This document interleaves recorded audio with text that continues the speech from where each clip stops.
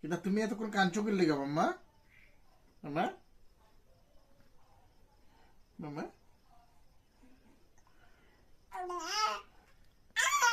এটা এটা আবার কিনলি গা মাম্মা? শুনে মাম্মা একবার কান দে, একবার হাতে চুইনা মাম্মা গো। বুঝো বুঝো কেটা পুচু পুচু পুচু পুচু